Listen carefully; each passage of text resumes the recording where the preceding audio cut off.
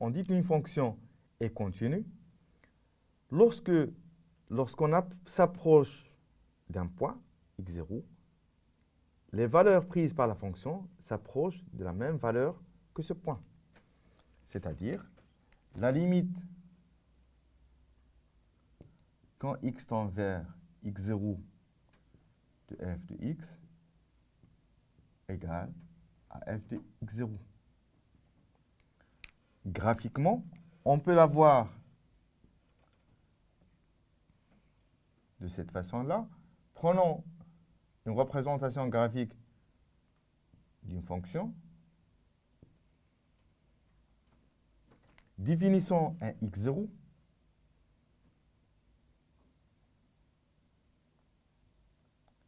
Dont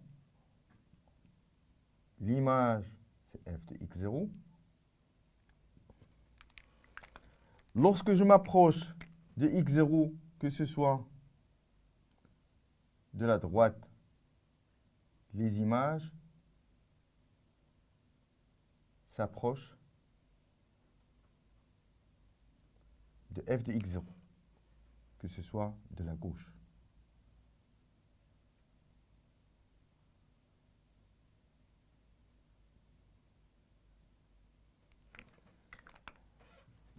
Et alors, on voit ici une relation forte entre la continuité et la limite. On peut écrire, comme on a écrit la définition de la limite, la continuité d'une fonction en un point. C'est vrai, ça sera difficile de montrer que la fonction est continue en un point en utilisant la définition, mais comme je vous ai dit, c'est en utilisant les techniques de calcul. Je vais écrire la définition de la limite lorsque f est continue. Donc, quel que soit y positif, il existe un alpha qui est positif, quel que soit x appartenant à t de f,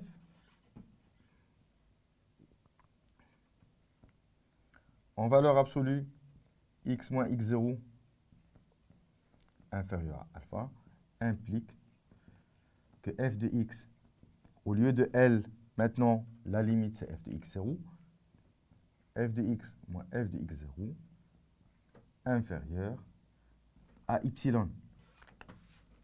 Mais normalement, on utilise les techniques dont j'ai parlé dans l'introduction.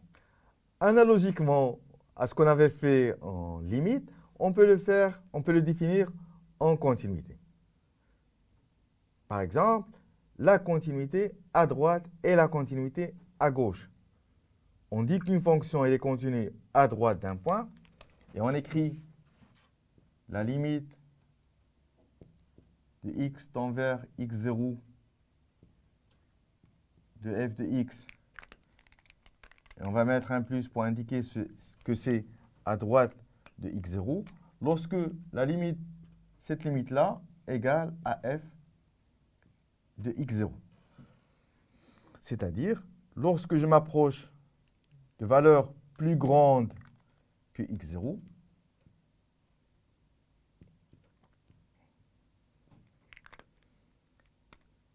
ma fonction elle-même s'approche de la valeur de x0. Et on dit que f est continue à droite.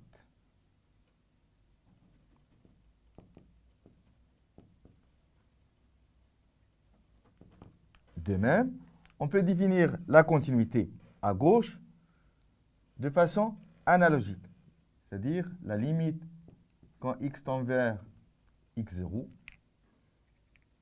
et on va mettre analogiquement à ce qu'on a fait dans les limites, un x0 moins pour indiquer que on s'approche par des valeurs qui sont inférieures à x0. Et on dit que f est continue à gauche.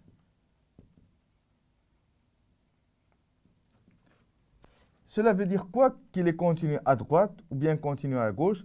Parce qu'on avait dit qu'il existe un saut dans le graphe de la fonction. La continuité à droite ou à gauche peut être due à l'extrémité de l'intervalle, dont f il est défini, et même, comme on avait dit auparavant, si f est définie par morceau sur un intervalle. À titre d'exemple, je vais prendre f de x, une fonction définie par partie sur deux morceaux, racine de x moins 1 sur x moins 1. Lorsque x est supérieur à 1, et une autre expression x carré plus x moins 2 sur x carré plus 5 si x inférieur ou égal à moins 1.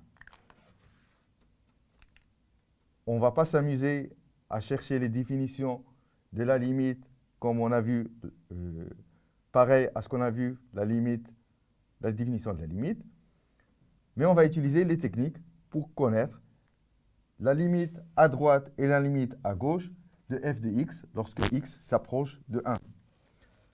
Commençons par la limite à gauche de f de x.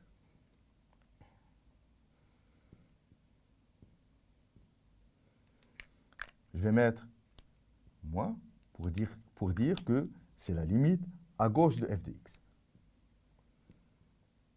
Premièrement, je vais mettre la substitution et je vais voir est-ce que ça me pose un problème ou bien est-ce que je vais trouver une forme indéterminée. Donc, lorsque je fais la substitution, j'aurai un 1 au carré plus 1 moins 2 sur 1 au carré plus 5 qui donne 1 plus 1 moins 2, c'est 0 sur 6. C'est une forme bien déterminée, 0 sur un nombre qui est égal à 0. Donc, la fonction, on peut calculer sa limite à gauche. Quelle est la valeur de f de 1? Je dois savoir, ce 1, est-ce qu'il appartient à la première partie ou bien à la deuxième partie de la définition de la fonction. Je note bien que 1 fait partie de la deuxième partie de la fonction. Donc, je peux remplacer x par sa valeur qui me donne aussi un 0. Et j'ai la limite quand x tend vers 1 moins de f de x égale f de 0.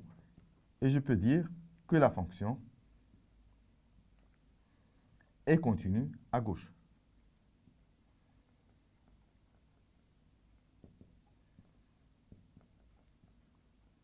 De 1.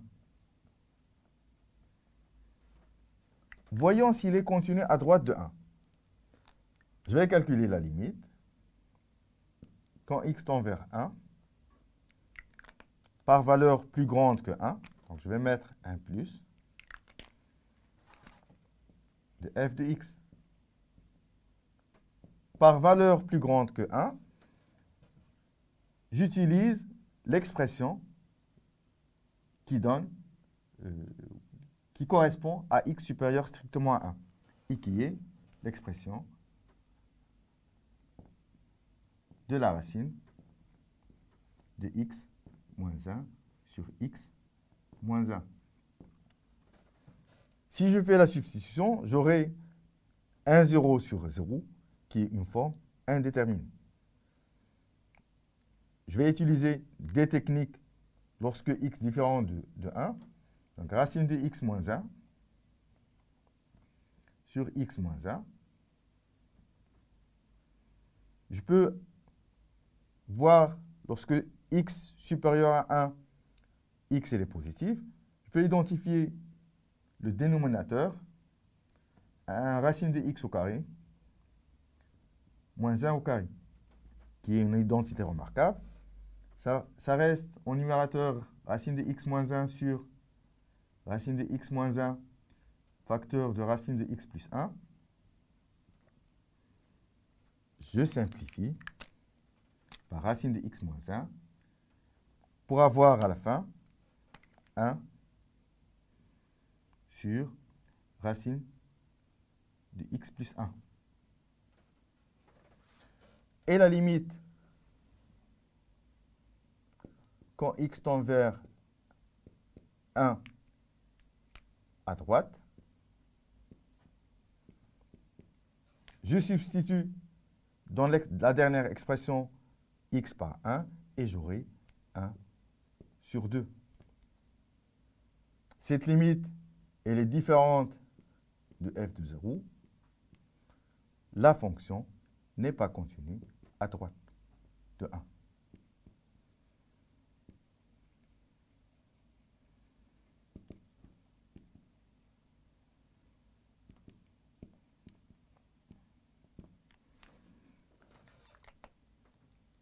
Généralement, si la fonction elle est continue, on doit avoir la continuité à droite et la continuité à gauche. Si on n'a pas la continuité à droite et la continuité à gauche, la fonction n'est pas continue en 1. Traitons un autre exemple pour voir la continuité à droite et la continuité à gauche. Nous allons prendre, par exemple, f de x défini sur deux parties, x carré moins 25 si x supérieur est égal à 5 et 5 moins x sur 3x plus 2 si x inférieur strictement à 5. Je vais calculer la limite à droite et la limite à gauche au voisinage de 5. Donc la limite quand x tend vers 5 plus, c'est-à-dire à droite de 5, de f de x, je vais substituer, je n'ai aucun problème de calcul, 25 moins 25 c'est 0, qui égale exactement, là on peut calculer f de 5, c'est dans la première expression, donc égale f de 5. La fonction, elle est continue à droite de 5. La même chose, on va calculer la limite lorsque x s'approche de 5 par valeur négative. La limite, quand x tend vers 5, lorsque x est plus petit que 5, de f de x, je vais essayer par la même méthode de substitution. Donc on a 5 moins 5, c'est 0. Sur 3 fois 5, 15 plus 2, 1, 0 sur 17, qui est égal à 0, qui est égal à f de 5. Donc la fonction, elle est continue à droite de 5, elle est continue à gauche de 5. On peut dire que la fonction, elle est continue en 5 elle-même. D'où la proposition f de x est continue en un point x0, si seulement si f de x est continue en même temps à droite et à gauche de x0. De façon plus précise, je peux écrire la limite quand x tend vers x0 de f de x égale la limite quand x tend vers x0 de f de x0 et par valeur, ici je vais écrire par valeur plus grande que x0, égale à la limite quand x tend vers x0 par valeur plus petite que x0 de f de x.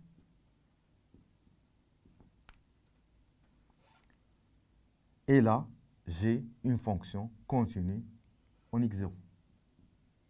égale à f de x0. Donc, on a vu la définition d'une fonction continue et on a présenté lorsqu'une fonction n'est pas continue, une fonction discontinue en un point. On peut prolonger une fonction qui est discontinue en un point si sa limite dans ce point existe. Je reviens sur le premier exemple de x carré plus x moins 6 sur x moins 2. On a vu que f de x égale x carré plus x moins 6 sur x moins 2, qui n'est pas défini en 2. L'ensemble de définition de f, c'est R dépourvu de 2.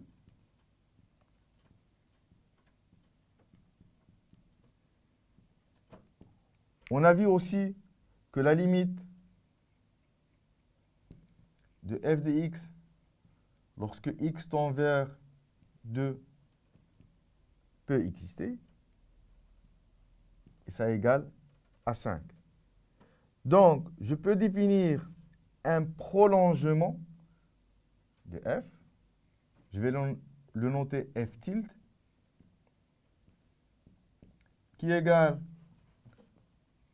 identiquement à f de x si x différent de 2.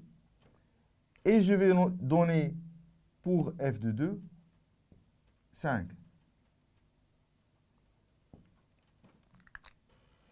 Cette fonction-là, cette nouvelle fonction, elle est continue, puisque la limite de f de x lorsque x tend vers 2 égale f tilde de 2. Et on l'appelle un prolongement par continuité. F tilde, c'est un prolongement par continuité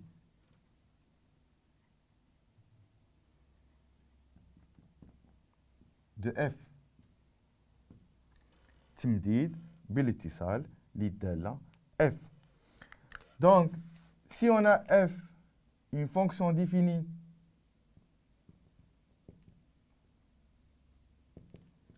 sur un intervalle d moins x0, et on a la limite de x lorsque x tend vers x0 de f de x est connu, je peux définir le prolongement de la fonction f, que je vais noter f tilde, par la fonction elle-même f de x, si x différent de x0, et par f de par L, si x est égal à x0. C'est le prolongement de f par continuité. Par L,